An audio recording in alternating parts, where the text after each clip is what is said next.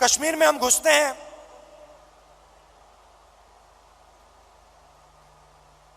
Valley से पहले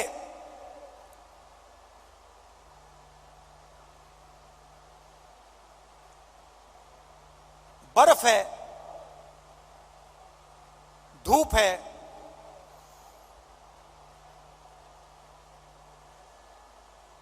जैसे आज, और हजारों लोग हमारे साथ चल रहे हैं।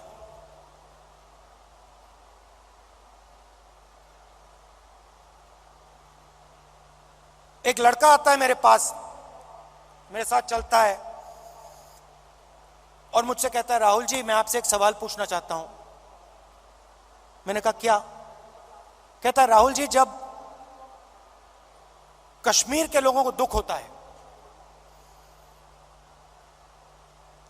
जब हमारे दिल में चोट लगती है,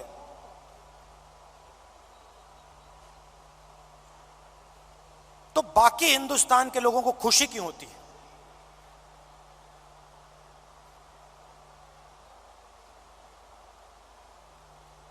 मैंने कहा गलतफहमी में हो, ऐसी कोई बात नहीं है। मैं कन्याकुमारी से यहां तक आया हूं, मैं दावा दे के कह सकता हूं कि करोड़ों लोगों के दिल में यह भावना नहीं है।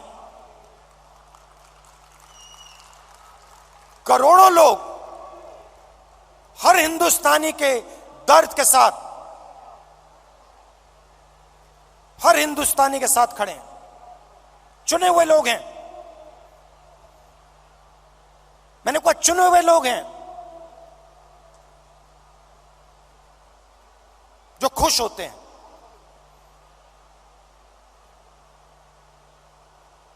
हजारों में होंगे, मगर हिंदुस्तान में करोड़ों लोग हैं। मेरी आंख में आंख मिलाता है, कहता है, राहुल जी आज आपने मुझे बहुत खुश कर दिया, आपने मुझे बहुत खुश कर दिया।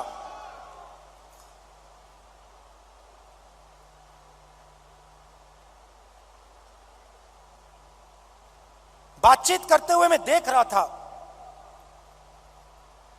चारों ओर तिरंगा, सड़क पे तिरंगा, पहाड़ों पे तिरंगा, पीछे तिरंगा, आगे तिरंगा, सब जगह तिरंगा।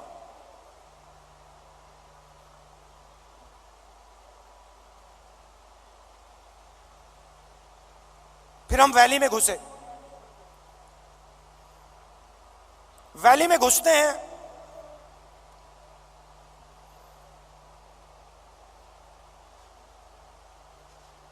बादल छा जाते हैं,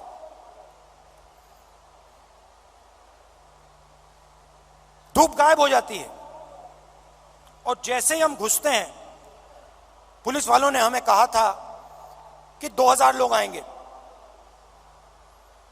मेरे सिक्योरिटी वालों ने सोचा था 2000 लोग आएंगे।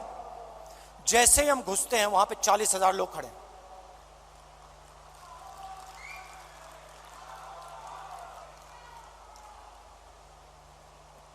जैसे ही पुलिस वालों ने 40,000 लोगों को देखा, रस्सी छोड़ के भाग गए। हम देख रहे हैं, जिसको रोप पार्टी कहते हैं, वो सब गायब हो गई।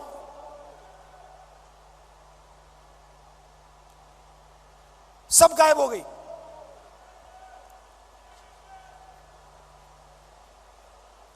मैं देख रहा था,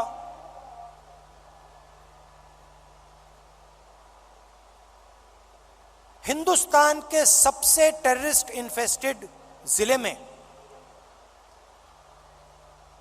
जहां भी आप देखो, तिरंगा तिरंगा तिरंगा तिरंगा तिरंगा, सब जगह। कौन उठाए थे तिरंगा? हमारे पास सिर्फ 125 यात्री थे, कश्मीर के लोग तिरंगा उठाए थे। एक ने नहीं उठाया था, हजारों ने उठा रखा था।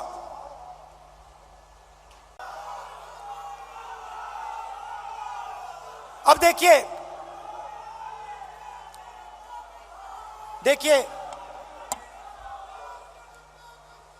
सरकार की सोच के बारे में आज आपको बताना चाहता हूं।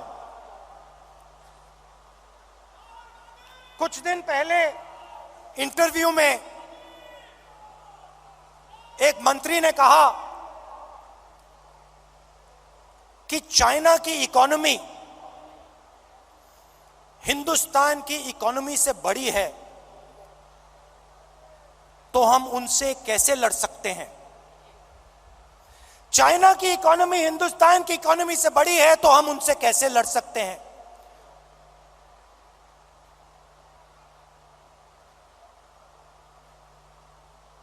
जब अंग्रेज हम पर राज करते थे, क्या उनकी इकोनॉमी हमारी इकोनॉमी से छोटी थी?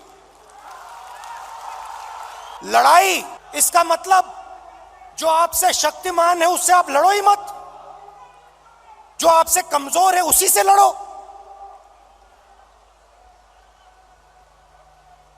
इसको कायरता कहा जाता है।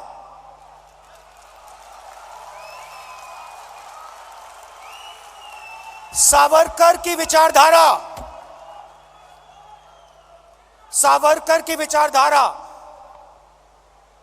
अगर जो आपके सामने आपसे तगड़ा है, मजबूत है, तो उसके सामने अपना सिर झुका दो, मत्था टेक दो। हिंदुस्तान के मंत्री कह रहे हैं, हिंदुस्तान का मंत्री चाइना से कह रहा है कि आपकी इकोनॉमी हमसे बड़ी है, तो हम आपके सामने खड़े नहीं हो सकते हैं। इसको क्या नेशनलिज्म कहते हैं? इसको देशभक्ति कहते हैं क्या? ये कौन सी देशभक्ति है? ये कौन सी देशभक्ति है? जो आपसे कमजोर है उसको आप मारो, और जो आपसे मजबूत है उसके सामने आप झुक जाओ। शब्द है इसके लिए। महात्मा गांधी कहते थे, सत्याग्रह की बात करते थे। सत्याग्रह का मतलब, सत्याग्रह का मतलब सत्ता के रास्ते को कभी मत छोड़ो, सत्य के रास्ते को कभी मत छोड़ो। इनके लिए एक नया शब्द है आरएसएस बीजेपी वालों के लिए। हम है सत्याग्रही, वो है सत्ताग्राही। ये सत्ता के लिए कुछ भी कर लेंगे, ये किसी से भी मिल जाएंगे, किसी के सामने झुक जाएंगे सत्ता के लिए। ये इनकी सच्चाई है। आखिरी बात, और मुझे बात समझ नहीं आई, पार्लियामेंट हाउस में